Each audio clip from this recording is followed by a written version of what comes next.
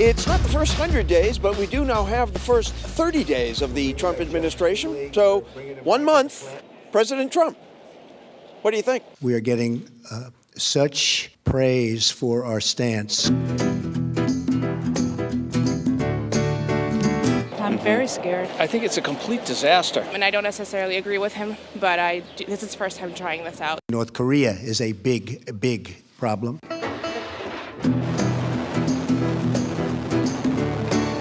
I mean, everybody said, well, maybe he's going to have really smart people around him. It never occurred to me he would have smart people around him. He does not think that way. When 9/11 happened and they decided to wiretap, all the Americans because of the terrorism, that was no big deal. But now that there's a ban on Muslims, now it's a huge deal because it was Trump. The one really good thing that's come out of it is it's had all of us become much more aware of what's happening. I think everybody needs to look on both sides of the arguments and try to stop being so negative. Actually, that was an interesting point right in the middle of that. We are all paying attention. And the press briefings are getting high ratings in the middle of the day because we're all paying attention. Even better than the soap operas. Even better than the soap operas. Exactly. Today's OTR political analyst, Republican Patrick Griffin joins us, and Democrat Barry Feingold as well. Guys, thanks for joining us this morning. So what's your grade for this first month, Barry? D-, and I didn't give him an F because I'm still hopeful. D-. I can't. I'm trying to think of some positive things to say, but I'm really don't really have too many. Pat? Incomplete. See the teacher for additional help. This is. You're being generous. Well, I am. I think it's too soon to give him there's Barry's D-. a failing grade, but I would say an incomplete, if not resolved, could result in no credit for the course. My goodness, an incomplete too, a D- and an incomplete. Seems very political to me. I didn't get too much of an answer. Here's your incomplete. The big I. That's not. The president is not going to be pleased with that, Patrick. Well, he's not pleased with much of what I say, but that's okay. So let's talk about the Russians. They've moved back to center stage, and it seems like they've been on center stage for a while. Is Michael Flynn's departure only the opening act of a long-term running crisis? Let me ask you first, Patrick. This is serious. There's two sides to this, Ed. One is the seriousness of if, in fact, the Trump campaign, as the Democrats have been peddling going back to right after the election, was in touch for a longer period of time with Russian intelligence. That's a serious problem. The other side of this, I will say the president's right. The leaking is very serious. These are probably former intelligence folks who are out of the previous administration leaking this stuff. Both serious, both real. The Democrats have an issue. Barry, what's your You have General Mattis saying one thing. You have the White House press secretary saying another. You have Trump saying a different thing. I mean, that's very concerning because who is really calling the shots, and do they really know what's going on? So I just have a lot of concern as a citizen about what's really going on, and do they have a handle of things? The president's praise of Michael Flynn, I almost said Michael Floyd, pardon me, but the president's praise of Michael Flynn at the press conference with Bibi Netanyahu is striking. Contrast that with the action. Once again, Trump can never admit he's ever wrong. Trump will never say this was a mistake.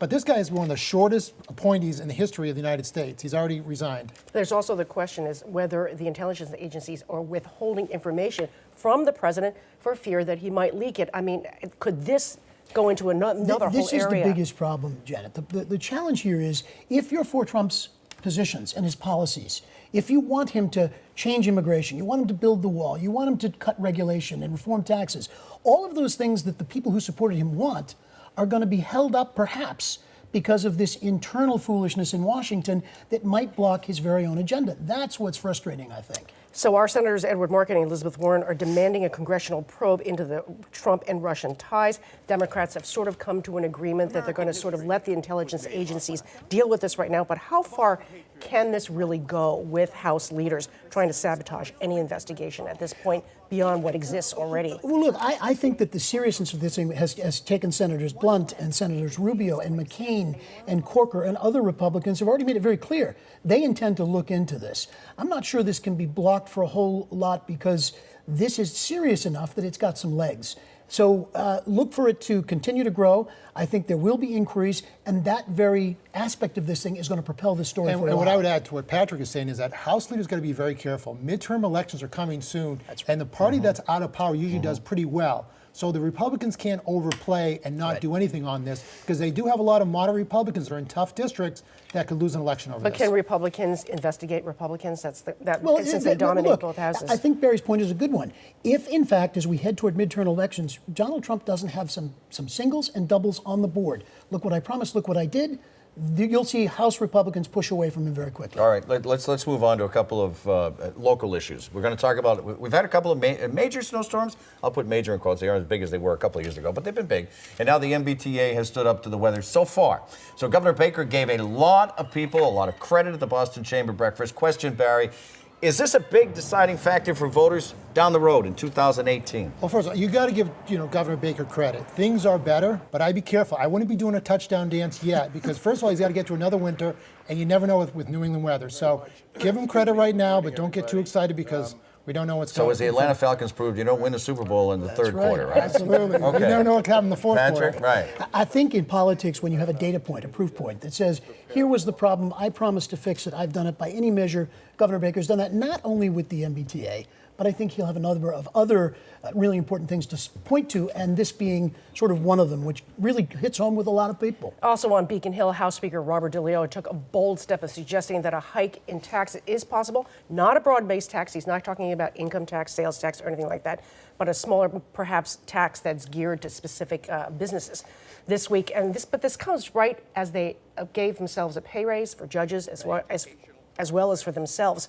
Is this going to fly, Barry? You used to be one of those folks casting those votes. Absolutely. I think what he's talking about is there might be Airbnb or some other new technology that needs to be in line with old things like the hotels, and so it should be a fair tax. But I think that he'll be fine if he doesn't do a large tax. There's the votes for it, you think? I do believe there are. Is this a good idea? Bad optic, I think, more than anything. This is not like the Speaker running around sort of pushing these tax increases, particularly around this idea of the pay raise coming up and being overridden, the governor's veto being overridden. It's a bad deal, a bad optic, and it makes people wonder. And Patrick, let me expand on that. Over in the Senate, they added a new $35,000 a year stipend for new leadership positions. So that virtually means that every Democrat will get extra money. So this on top of pay raises for everyone. Here's the bottom line. Should voters be angry? They should. 34 out of 40 Democrats in that Senate added another $35,000 a year to their salaries. That is, I think, at a time when many people are still tightening their belts, considered to be arrogant and exactly what they don't like about politics. Most of these senators are responsible for a $40 billion budget.